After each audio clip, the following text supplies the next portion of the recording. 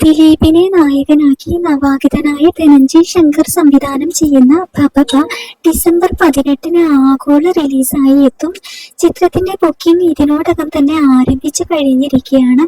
എറണാകുളത്തെ പ്രമുഖ തിയേറ്ററുകളിൽ സീറ്റുകൾ ഒട്ടുമിക്കതും ഫാൻസ് ഷോക്കായി ബുക്കിംഗ് ആയിരിക്കുകയാണ്.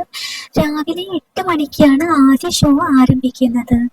ദിലീപിനൊപ്പം വിനീത് ശ്രീനിവാസൻ, ധ്യാൻ ശ്രീനിവാസൻ എന്നിവരും ചിത്രത്തിലുണ്ട്. അതിഥി വേഷത്തിലാണ് മോഹൻലാൽ എത്തുന്നത്. ഫാഹിം സഫർ, നൂറിൻ ഷെരീഫ് എന്നിവർ ചേർന്നാണ് ചിത്രത്തിന്റെ രചന.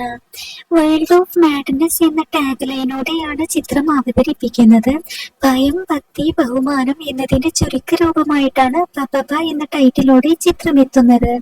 നേരത്തെ പുറത്തു വന്ന ചിത്രത്തിന്റെ ടീസറും സോഷ്യൽ മീഡിയയിൽ സൂപ്പർ ഹിറ്റായി മാറിക്കറിഞ്ഞിരിക്കുകയാണ്. വമ്പൻ ബജറ്റിൽ ഒരുക്കിയ ചിത്രം കോയമ്പത്തൂർ, പാലക്കാട്, പൊള്ളാച്ചി, കൊച്ചി ഭാഗങ്ങളിലായിട്ടാണ് ചിത്രീകരിച്ചിരിക്കുന്നത്. പുതിയ അപ്ഡേറ്റുകൾക്കായിട്ട് നമുക്ക് കാത്തിരിക്കാം.